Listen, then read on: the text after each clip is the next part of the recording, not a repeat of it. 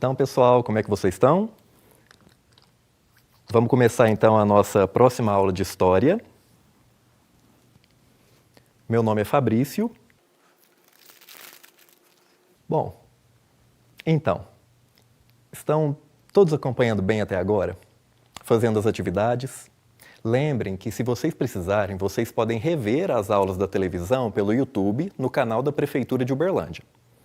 Como vocês devem estar acostumados, quando mudamos o mês, na aula de História, a gente começa um novo tema, que também vai ser trabalhado na próxima aula do professor de Geografia e nas duas próximas aulas da professora de Português.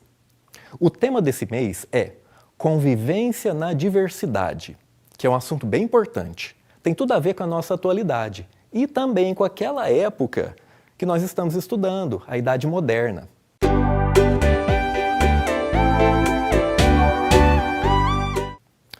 Vamos relembrar a nossa última aula de História para poder continuar? Acompanhe aqui que o assunto hoje vai ficar bem fácil de entender. Lembra que a gente tinha estudado, então, começado a nossa matéria sobre a Idade Moderna, que foi uma época lá nos anos 1400, 1500, 1600, onde houve várias mudanças na vida das pessoas. Lembra que essa palavra moderno, ela significa coisas novas, mudanças? Na nossa outra aula, eu tinha colocado essa tela para vocês verem. Eu coloquei de novo para a gente ver o que estudamos e o que vamos estudar hoje. Lembra que na Idade Moderna surgiram novos pensamentos, arte e cultura. Foi aquela matéria do renascimento cultural. Eu risquei porque a gente já estudou. A gente estudou também na aula anterior que surgiram novas igrejas cristãs. Foi a Reforma Protestante. Na aula de hoje vamos ver 3 novidades da Idade Moderna. Novas formas de governar em relação às formas de governar do feudalismo. Essas novas formas de governar da Idade Moderna é o que a gente vai chamar de absolutismo. Novos elementos econômicos, de trabalho, de geração de dinheiro, que a gente vai chamar de mercantilismo. E a descoberta, a chegada dos europeus a novas terras. E eles vão encontrar pessoas que eles antes não conheciam. É o que a gente vai chamar de grandes navegações. Deu para lembrar? Os 3 pontos de hoje são bem interligados uns com os outros. Então prestem bastante atenção, porque aí vai ficar bem simples. Vamos lá então. Primeiro ponto. Novas formas de governar. Isso em relação às formas de governar na Europa nos tempos do feudalismo. Vocês lembram como é que era? Eu vou colocar um esqueminha aqui para poder ajudar. A gente falou sobre isso na nossa primeira videoaula. Lembrem-se que o que a gente vai ver aqui está valendo, de forma geral, para a maioria dos países da Europa ocidental daquela época. Para a França, para Portugal, para a Inglaterra, era assim, para a Espanha, certo? Acompanhe aqui comigo para a gente poder relembrar. O nosso primeiro ponto, então, novas formas de governar. Vocês estão lembrados como é que era no tempo do feudalismo que a gente já estudou? Você tinha um reino, mas esse reino ele era todo dividido em pedaços. Ele era dividido em feudos e cada feudo tinha um governante. Podia ser um conde, podia ser um marquês, podia ser um duque, podia ser o próprio rei. Eram senhores feudais. O rei não comandava o território todo. Estão lembrados disso? Mas o que acontece quando o feudalismo ele vai terminando e vai começando a Idade Moderna que a gente estudou? O rei ele volta a comandar o território todo. Essa parte, então, vai ser uma novidade no jeito de governar os países em relação ao jeito que era no feudalismo. Vamos ver um pouquinho mais aqui. Por que essa nova forma de governo a gente chama de absolutismo? Do seu lado esquerdo, você está vendo uma figura, uma pintura de um rei, com todas aquelas características que a gente está acostumado a ver nos reis dos filmes, dos desenhos animados, o rei com seu manto, com a coroa, com o cetro, olha o trono lá atrás. Por que a gente chama de absolutismo essa forma do rei, essa nova forma do rei governar o país todo? Essa palavra absolutismo, ela vem de qual outra palavra mais simples? Vem da palavra absoluto, não é? E o que significa a palavra absoluto? Significa completo, total, Quando a gente fala, então, absolutismo, a gente quer dizer que todo o poder político agora, na Idade Moderna, é do rei. Ele não divide mais o poder do país dele com os senhores feudais, igual era antigamente. O rei, ele faz as leis, o rei, ele faz a função de juiz, ele pode mandar prender uma pessoa, pode mandar matar uma pessoa se ele quiser. Ele faz o papel de controlar os impostos. Todo o poder político é do rei, ele tem o poder absoluto. E mais do que o poder político, o rei também controlava a economia. Ele controlava, ele influenciava o comércio, ele afetava as questões da cobrança de impostos, como eu tinha falado para vocês. Ele é que decidia a respeito de onde que uma nova fábrica pode ser instalada em seu reino. Então ele controlava a economia. O rei também, ele era o comandante do exército, ele era o chefe máximo das forças armadas do país dele naquela época. E ele também tinha uma grande influência religiosa. Era comum naquela época na Europa o rei ter uma religião e todas as pessoas do país dele, os súditos, terem que seguir a mesma religião do rei. Deu para entender o que é esse poder absolutista que está surgindo na Europa nessa Idade Moderna? E uma pergunta para vocês. Hoje em dia, nos países que ainda têm rei, as monarquias, ainda é esse tipo de poder absolutista, em que o governante praticamente faz o que quer?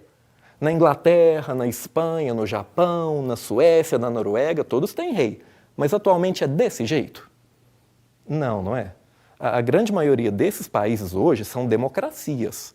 A população vota nos deputados, esses deputados escolhem um primeiro-ministro. O primeiro-ministro é quem governa de verdade hoje em dia. Tem um ou outro país absolutista hoje, tipo a Arábia Saudita. Tudo bem o que foi o absolutismo? O segundo ponto de transformação das sociedades na Idade Moderna é o mercantilismo. Essa palavra parece que tem a ver com o quê? Mercantilismo, mercadoria, mercado, tem a ver com comércio, não é? E é bem fácil de entender. Vocês lembram que no feudalismo, a agricultura e a criação de animais eram os tipos de trabalho mais importantes? Só que o feudalismo vai terminando exatamente porque ressurge a atividade comercial e um novo grupo social que são os comerciantes, a burguesia, lembram? Mercantilismo, então, significa o seguinte: a compra e a venda de produtos vai se tornando mais importante para a economia dos países da Europa do que as atividades agrícolas. E daí o rei, que mandava em tudo, passa a controlar as manufaturas, que são as oficinas, ele passa a controlar o comércio, ele coloca o preço que os produtos tinham que ser vendidos, em que lugar cada comerciante podia vender suas mercadorias, quem que forneceria as matérias-primas para a oficina, qual comerciante poderia viajar para buscar produtos em outras terras. Tudo isso mesmo contra a vontade dos burgueses, ele influenciava em tudo. O rei de cada país da Europa ficava louco em busca de ouro e prata para poder fabricar mais moeda e mais dinheiro. Vira uma competição entre os reinos, Portugal, Espanha, Inglaterra, França, para ver quem acumulava mais riqueza através do comércio. E quais eram os produtos que mais dava dinheiro, mais dava lucro naquela época? Acompanha aqui para a gente ver isso. Primeiro produto que era o preferido dos comerciantes e do rei de cada país era o ouro. Por que o ouro? Porque o dinheiro naquela época era no formato de moeda, ouro e prata. Então os países, eles tinham que ir atrás de lugares onde ainda tinha a produção, a mineração de ouro, para poder fazer a sua economia ficar forte. Ouro era o primeiro país que eles, era o primeiro produto que eles buscavam. Bem importante na época. Olha o segundo exemplo de produto muito importante naquela época. O que vocês estão vendo que é isso aqui? É um pano, não é? É um tecido. Como é que chama esse tecido bem brilhante? Até hoje ele é bem caro, né? A seda, né? A seda era um produto muito importante naquela época. Eles iam bem longe para buscar seda, porque dava muito dinheiro na hora de revender. Isso aqui que apareceu para vocês aqui do lado esquerdo. Essas xícaras, esses pires. O outro produto muito importante na época era a porcelana. Tá? A porcelana é um tipo de cerâmica especial, né? Que fica brilhante, fica bonito. Também dava muito dinheiro a porcelana. Era um produto muito buscado pelas pessoas ricas. Olha do lado de cá. Estão vendo esse piano aqui?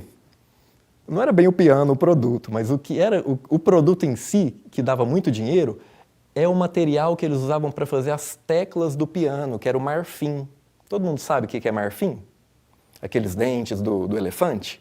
Eles matavam os elefantes para poder tirar esses dentes deles e fazer objetos tipo tecla de piano, bola de bilhar, enfeitezinho, estatueta para colocar na prateleira de casa. Era desse jeito. Ganhava muito dinheiro com isso. Mas o principal, o que mais dava dinheiro naquele tempo que a gente está falando, é isso aqui, ó.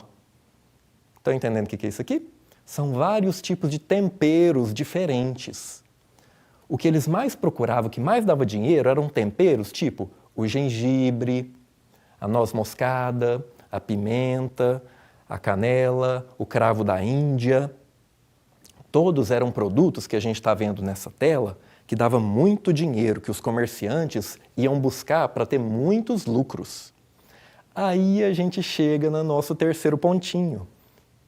Para buscar esses produtos, é que surgiu o que a gente chamou de grandes navegações, tá? O que são essas grandes navegações? Em busca daqueles produtos que a gente acabou de ver, porque eles não eram produzidos na própria Europa, começa a ter grandes viagens pelos oceanos, Oceano Atlântico e Índico principalmente, rumo às terras que pudessem oferecer aqueles produtos lucrativos. Com aquele tipo de navio que a gente vê muito em filme também. Já viram esses navios grandes, todos de madeira, que eles tinham velas muito grandes, aqueles navios movidos à força do vento. Isso aqui é um exemplo. É um barco, um galeão. Ele é o único barco daquela época original que ainda existe hoje em dia. Ele está no museu lá da Suécia. E eles começam a navegar com esse tipo de navio em busca daqueles produtos em outras terras. O primeiro país que começa a fazer essas grandes navegações é Portugal. Depois a Espanha, a Inglaterra e depois, um pouco mais tarde, a França. Mas que lugar será que era esse que tinha esses produtos tão valiosos? Vamos olhar no mapa. Olha só. Aqui do lado esquerdo, onde hoje em dia é o Brasil, só que naquela época os europeus não sabiam que existia todo esse continente aqui. Ó, a América ainda era desconhecida para os europeus, tá? Aqui está a Europa, aqui na parte norte, aqui está a África, vocês já conhecem, não é? E aqui eu coloquei com uma estrela, que é o lugar onde eles iam buscar aqueles produtos. O que eles chamavam de Índias. É o que a gente chama hoje de Ásia, tá? Mas na época eles chamavam toda essa região de Índias. Então eles saíam da Europa em busca desse território para buscar aquelas mercadorias e ganhar muito lucro. Como é que eles faziam isso, essas viagens? Olha essa parte que eu coloquei em vermelho. O primeiro país que começou a ganhar muito dinheiro com esses produtos, eu coloquei um pontinho aqui, ó. Vermelho, é a Itália. Qual que era o caminho que a Itália fazia? Os italianos não viajavam até as Índias, tá? Quem fazia esse caminho que eu coloquei em vermelho, das Índias até esse mar aqui que fica ao sul da Europa, que é o mar Mediterrâneo, eram os muçulmanos, eram os árabes. Eles compravam os produtos da Índia e chegava até aqui, essa parte aqui, essa beiradinha, onde é o Egito, tá? E os italianos compravam aqui os produtos e levavam e revendiam e ganhavam muito dinheiro lá na Europa com isso, tá?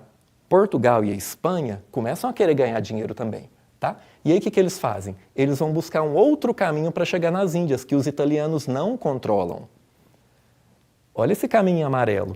A professora de português falou para vocês numa aula delas a respeito de um navegador chamado Vasco da Gama. É aquele cara em que o Camões fez aquele grande poema dele, os Lusíadas, falando das viagens desse Vasco da Gama. Tá? E ele descobriu um outro caminho diferente. Olha aqui, segue em amarelo. Ele contorna a África, ele faz algumas paradas na África e chega nas Índias. Esse é o caminho que Portugal começou a navegar para ir buscar aqueles produtos que a gente falou. Os espanhóis, eles também vão querer chegar nas Índias, só que eles vão ter que arrumar um outro caminho, porque senão virava guerra com Portugal. Olha só o que eu coloquei aqui. Esse caminho em rosa aqui é quem fez esse caminho pela primeira vez, dos espanhóis tentarem chegar nas Índias, é um navegador também muito famoso, que é o Cristóvão Colombo. Já ouviram falar? O Cristóvão Colombo tinha um plano. O raciocínio dele é o seguinte, lembra que eles não sabiam que tinha América. Como o mundo é redondo, eu vou chegar nas Índias pegando o meu navio e navegando sempre para oeste. Como o mundo é redondo, eu chego aqui pelo outro lado às Índias e consigo buscar aquelas mercadorias todas. Só que ele não contava com o pequeno detalhe da América no meio do caminho. Então, sem querer, o Cristóvão Colombo, lá em 1492, ele chega nas Américas, ele pensa que estava nas Índias. Tanto que quando ele encontra as pessoas que moravam aqui, ele chega na América Central. Os nativos daqui, como ele pensou que chegou nas Índias, como é que ele chamou as pessoas que ele encontrou aqui? Chamou de índios, não é? Então essa palavra índio, na verdade, é por conta do erro do Cristóvão Colombo, que pensou que estava nas Índias, e na verdade ele estava num continente diferente. Estão acompanhando até aqui?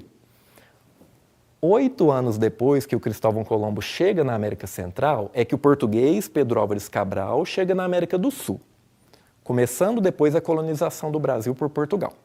Essa parte do Brasil a gente vai falar em outra aula, porque agora a gente tem um assunto muito importante relacionado a essas viagens dos europeus, que indo para a Ásia, passando pela África e pela América, começaram a cada vez mais entrar em contato com pessoas diferentes, com estilos de vida bem diferentes do povo da Europa. Eu estou me referindo a centenas de povos que viviam no continente africano e americano há milhares de anos. Primeiro, vamos falar das Américas, cujos povos, a gente já viu, né, foram erroneamente chamados de índios por causa do engano do Cristóvão Colombo. Desde o extremo norte da América do Norte até o sul da América do Sul, todo esse continente estava povoado antes dos espanhóis e portugueses chegarem. E vocês sabem que, de forma geral, essas pessoas nativas daqui foram tratadas com uma imensa violência, guerra, escravidão, destruição das suas culturas pelos europeus. Lembra do nosso tema central da aula? Convivência na diversidade. Essa não era uma prática seguida pelos europeus da época. Tem países hoje cujo total da população na América é composta só por uma pequena fração dos indígenas que viviam aqui hoje. Tamanha violência contra eles daquele tempo. Em outros países, a porcentagem de indígenas é um pouquinho maior. Agora, quando falamos dos povos indígenas brasileiros, o que vem na sua mente? Responda para mim, sinceramente, essa pergunta, olhando essas imagens, observando essas imagens que eu vou colocar aqui para vocês. Quando a gente fala dos povos indígenas brasileiros, vem à sua mente, por exemplo, pessoas mais ou menos com esse tipo de cultura, com essas pinturas corporais. Se eu perguntasse para vocês, isso aqui são pessoas representantes de povos indígenas brasileiros? O que vocês acham? E se eu colocar para vocês essa figura aqui ao lado? Vocês considerariam que também fazem parte são pessoas que fazem parte dos povos indígenas brasileiros? Agora, gente, eu vou passar para vocês um vídeo e eu quero que vocês prestem bastante atenção, principalmente aqueles que acham que só a figura do lado esquerdo são representantes de povos indígenas. Esse vídeo, ele é do Christian Wariu, de um canal do YouTube chamado Canal Wariu. Ele é um indígena que está querendo discutir com a gente esse tema, o que é ser indígena hoje, no século XXI. Prestem bastante atenção para a gente conversar um pouquinho desse assunto depois. Infelizmente, hoje no Brasil, muitas pessoas acreditam que, por um indígena como eu, estar usando smartphone, usar roupas e viver na cidade significa que eu estou deixando de ser indígena, ou deixando para trás minha cultura. Meu nome é Christian Wariu Seremeuá, sou indígena chavante com descendência guarani, nativo originário dessa imensa terra chamada Brasil. Eu já perdi a conta de quantas vezes ouvi: caraca, olha só, o índio no celular. Te expulsaram da aldeia? Ah, você deixou de ser índio.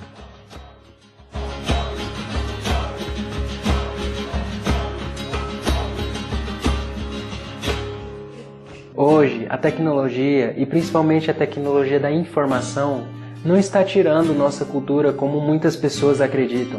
Pelo contrário, ela vem sendo uma grande ferramenta para que nós indígenas possamos mostrar nossa realidade, que antes era totalmente omitida do Brasil.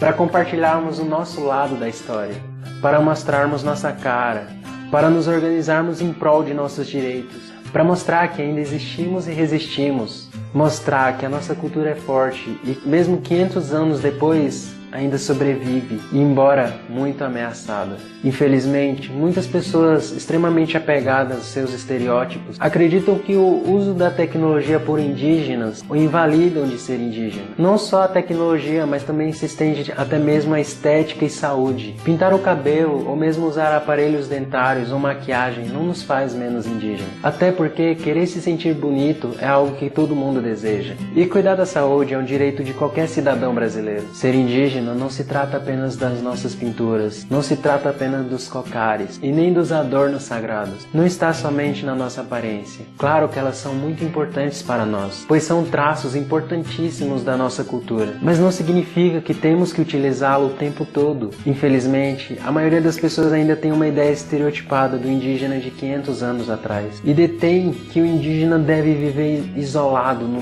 mato até hoje. E na verdade, ser indígena vai muito além disso. Ser indígena é se sentir parte de um povo, é defender esse povo com toda vontade, é querer que suas futuras gerações continuem a seguir os mesmos costumes, é a vontade de não deixar de falar nossa própria língua, é de não deixar cada aspecto dos nossos antepassados serem esquecidos apenas por capricho de alguém. Ser indígena é se sentir indígena além de tudo, é respeitar cada parente e mostrar que é possível viver feliz mesmo sem ter de tudo. Isso tudo quer dizer que eu não vou deixar de ser indígena por estar utilizando a internet, por estar usando o celular e nem por estar fazendo esse vídeo.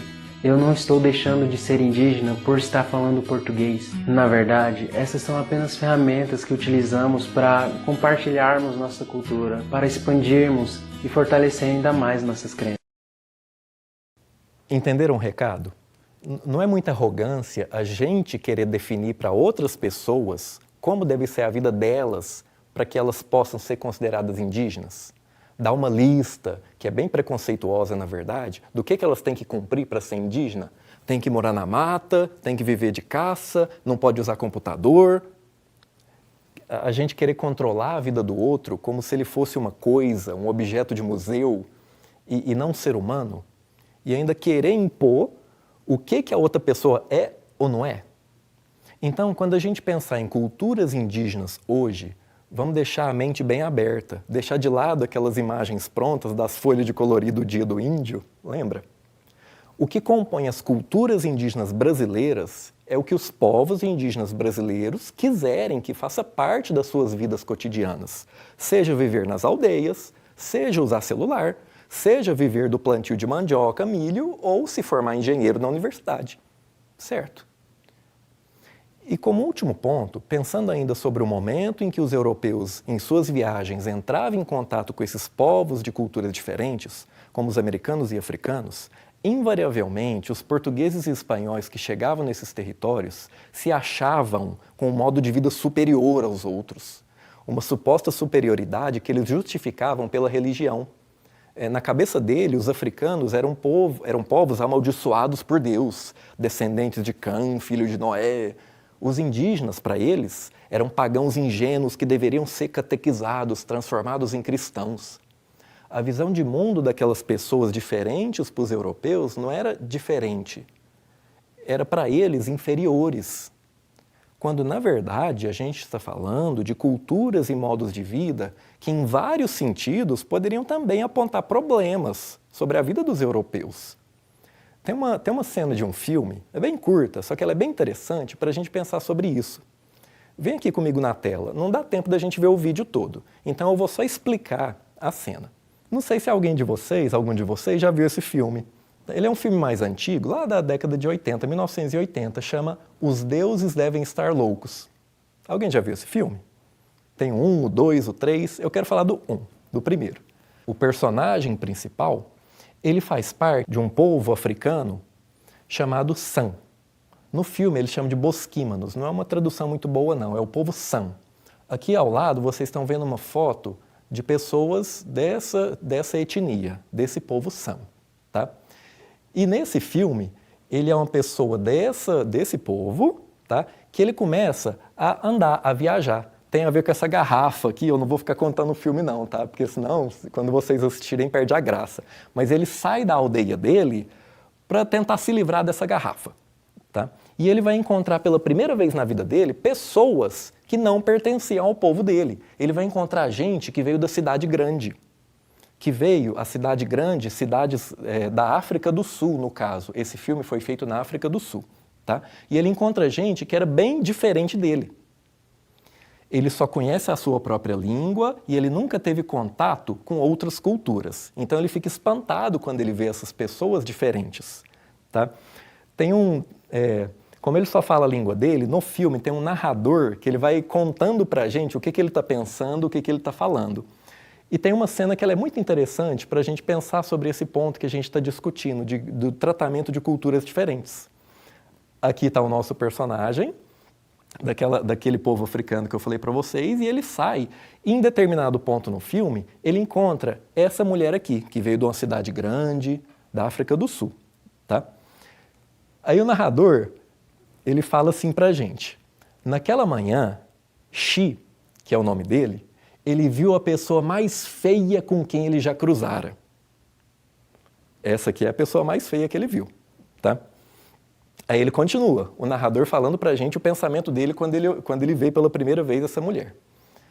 Ela era pálida, como algo saído de um tronco apodrecido. É a primeira pessoa branca que ele viu na vida. E a primeira coisa que ele relacionou da pele branca dela era tipo... Vocês já viram pomba morta ou gato morto, quando fica muito tempo lá, começa a sair uns vermezinhos brancos, assim? É isso que ele relacionou, de um tronco podre, a coisa mais branca que veio na cabeça dele pela experiência de vida que ele tem são os vermes saindo de um tronco podre, tá? E ele olha, nossa, olha que pessoa estranha, né? Ela tem essa pele branca que lembra daqueles vermezinhos do tronco. E ele continua pensando, criando as impressões dele. Seus cabelos, da mulher, eram horríveis, longos e esbranquiçados, como se fosse de uma velha. Porque na experiência de vida dele, da cultura dele, do povo dele, quem tinha cabelo, no caso a mulher era loira, né? Quem tinha cabelo claro e comprido eram as pessoas que iam ficando velhas, né? Então, nossa, essa mulher tem a pele parecendo de vermes, de um tronco apodrecido. Ela tem cabelos que parecem de uma velha. E mais. E ela era grande, porque o povo San ele é um povo mais baixinho. E ela era grande. Seria preciso cavar o dia todo para achar comida para ela. Porque eles vivem numa região bem seca, então eles cavam raízes para conseguir alimento, conseguir água. Ela é uma mulher maior, mais alta, né? Para ele é uma desvantagem, para o povo dele é uma desvantagem. Quanto maior, mais forte é uma pessoa, mais dificuldade tem em viver na região mais seca da África. Quanto a pessoa mais baixinha, ela precisa de menos alimento e menos água. Então, resumindo, no caso, essa mulher que ele encontra, que é uma atriz que na época era considerada bem bonita e tudo mais, porque é alta, branca, loira, de olhos verdes, azuis, tá? No ponto de vista da vida dessa pessoa aqui, ela era muito feia, na verdade. O que vocês acharam? É claro que, sendo um filme de comédia, essa cena aparece como algo cômico para quem assiste. Mas acho que deu para sentir a lição que ela quer passar, não é? Sobre o respeito ao que é diferente. Se alguém para você é diferente, lembre-se que automaticamente você também é diferente para ele. Agora vamos só fazer um resumo da nossa aula.